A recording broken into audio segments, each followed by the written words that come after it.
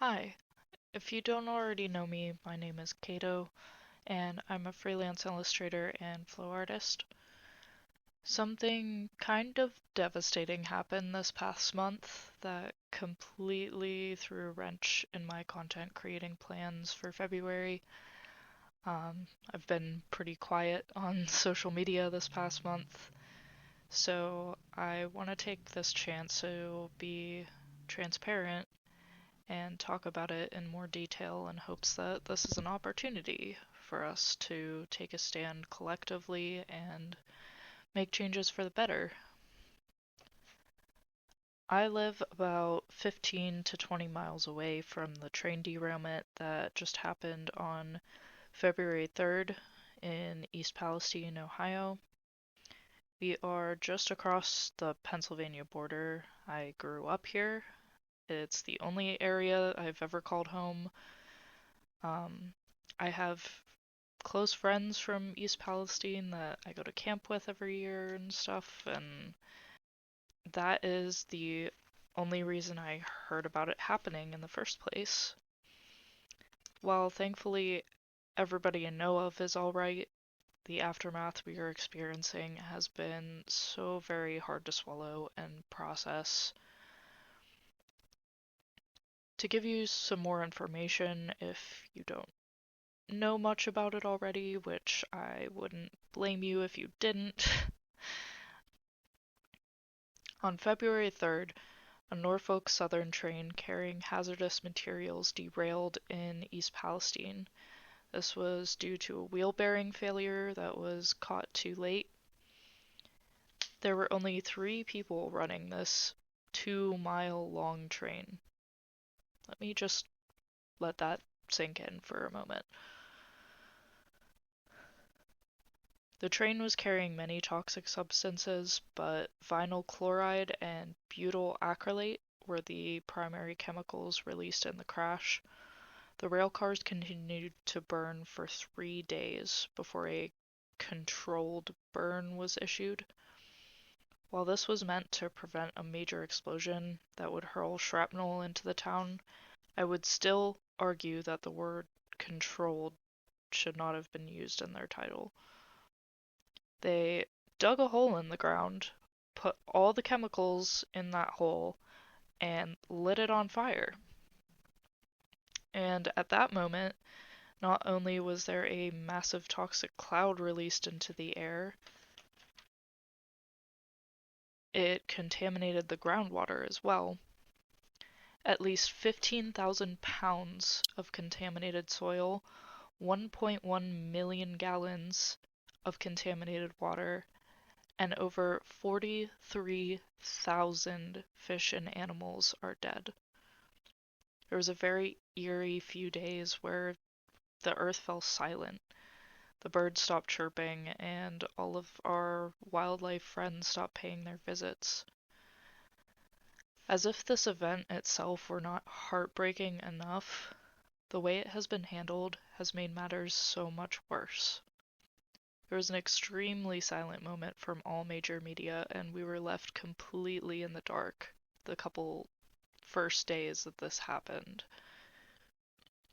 It wasn't till the day of the controlled release that I was talking to a friend who had heard more information than I had, and I realized how serious this actually was. By now, it was too late in one particular sense. Along with our 2 bearded dragons, we also had a tiny brown snake named Bucky. Bucky was a wetland snake, and I made the mistake of misting his tank with water from the tap before I even knew about the chemicals being on this train. Within the next week, he had passed away, and I can't help but feel so much pain for all of our wildlife suffering from this terrible man-made event. I'll keep this part short because truly my purpose is not to be a fearmongerer. I've come to realize that the severe anxiety I've been experiencing for my home and for all the people that I love so much, it's not helping anybody. So instead, My new goal is to spread real information and help in providing solutions. Once again, we live about 15 to 20 miles from where the derailment happened. Within 2 weeks, everyone I know was experiencing different variations of the same symptoms. We had burning, irritated eyes from the dust in the air and from showering, as severe as vomiting from the steam and the shower water. Our dishes retained a cloudy, iridescent sheen after washing them. Skin breakouts after showering, severe congestion, and abnormal feeling sore throats. All the while being told by the EPA that the air and water is safe. These people returned to their homes within days, and the trains were back up and running within hours. We were scrounging for information from our local Facebook news page because the major media companies are all major shareholders in Norfolk Southern Railroads. Of course they were silent, so they could bide time and create their narrative. I really could go on forever about that side of it. As a lifelong disaster phobe who is invested in the cause of healing our environment rather than continuing to destroy it and just say, hey, let's find a new one somewhere else. The anger and sadness I've been feeling was overwhelming.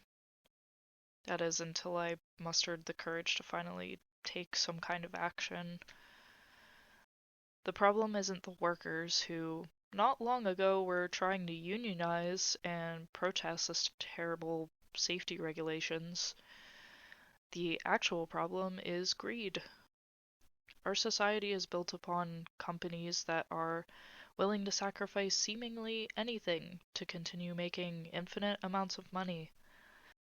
I may not be able to tackle this daunting issue myself, but there is so much power in numbers, and I am done using the word believe in this context, because I know that together we can make changes for the better. And I know that there are other people out there who really care about our Earth and want to be good stewards and don't want to see it continue to be just burned and blasted with horrible chemicals that don't belong. But for now, I'd like to talk about solutions for the people being affected. And this is coming from firsthand experience and is not meant to be medical advice, as I am not a doctor.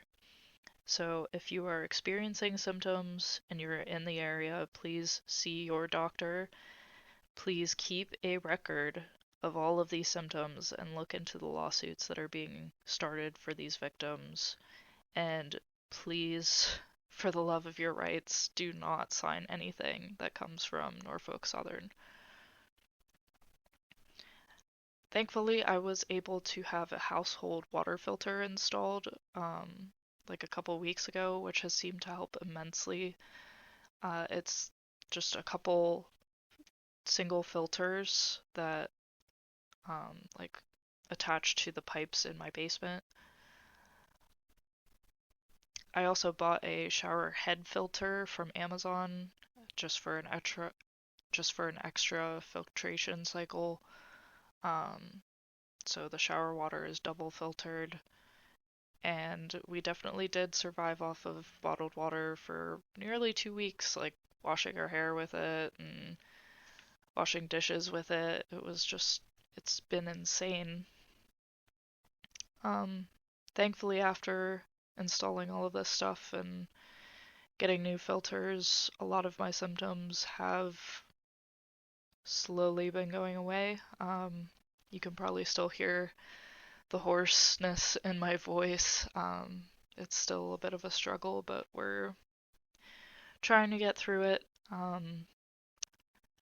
also just been consistently trying to cleanse my liver and my airways with different natural supplements. I will link the things that I've been using below. If you are not sure where to start, I can give you a good list. I'm also going to link all of my sources for information on this down there. Um, but most importantly, please listen to your body and what your gut is telling you in these situations. Make your decisions based on that because nobody else knows your body like you do. It's interesting because this is not in any way a new issue. This is something that's been a problem for decades now. But it's given me a very first-hand perspective on these disasters and how the magnitude of them can so easily be swept under the rug by these large corporations.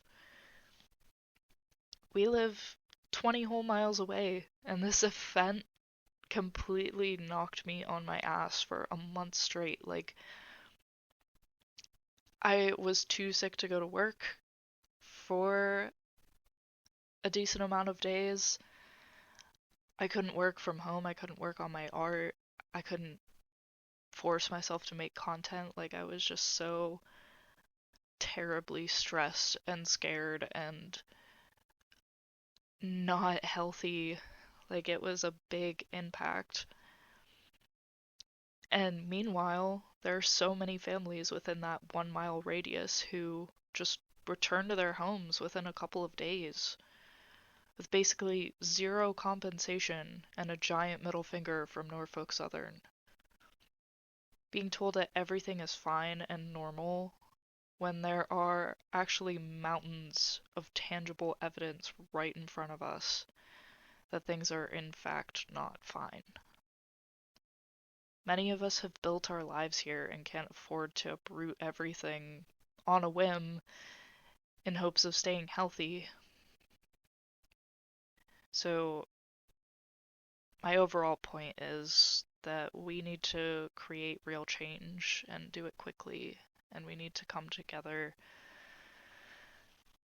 and raise awareness for things like this, because honestly, before it happened, this was not something that I heard about very often at all. Like, I barely even knew that it was a real problem because this is probably usually how it is handled by all these corporations that control what we consume and what kind of media we see. Like, of course they don't want us to see things like this. But I I digress. um I hope you like this piece and the video. I worked very hard on it in hopes that I can help raise awareness and suggest solutions. I have so many people that I love that live in this area and even in the town that this has happened in, and this is close to where we camp. This is just this is our home, and it really does hurt just seeing it be destroyed with so little care or attention from the people who are causing these problems. Um, so when I post this as a print, I'm looking into finding a related cause, some kind of charity or something to donate the majority of the proceeds to. Um, it might be a little bit of time, but once I figure that out, all the information for that will be available on my website. Um,